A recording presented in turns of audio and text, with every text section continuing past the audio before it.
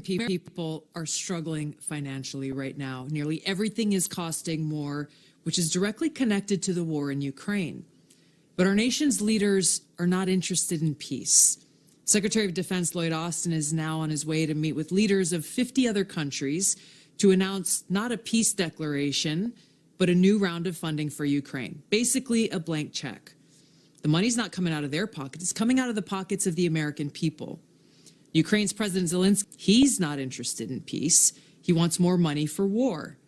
Now, Biden and his administration have encouraged this attitude by essentially handing over our foreign policy to Zelensky. He gets to make the decisions, telling him, here you go, you've got a blank check. We'll do whatever you want for however long you want. No accountability for any of this.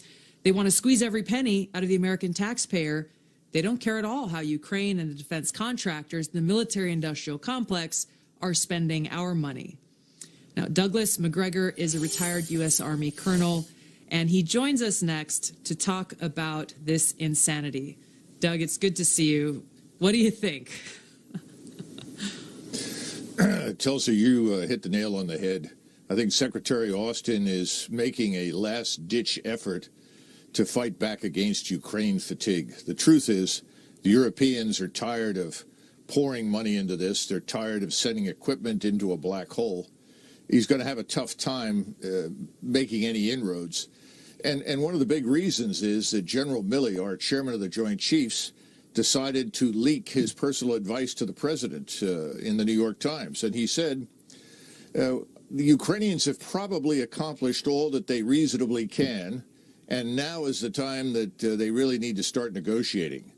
Well, what Milley was really saying in so many words is Ukraine is in a lot of trouble. They have no power, no electricity, no energy of any kind, no fuel, increasingly not enough food and not enough water. And they've taken horrendous casualties, over 100,000 dead and hundreds of thousands of wounded. They're in very bad shape. And the second part of the message is you better start negotiating, because the Russians are preparing for a winter offensive, which is going to be devastating and will be designed to finish off the Ukrainian armed forces and the regime.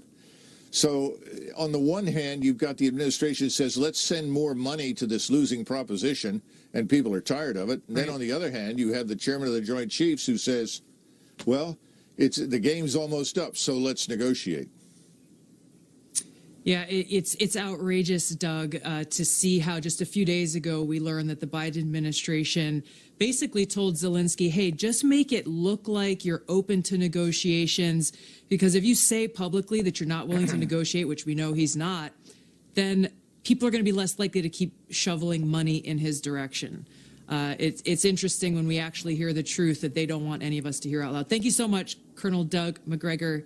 It's always great to talk to you. Sure, thank you.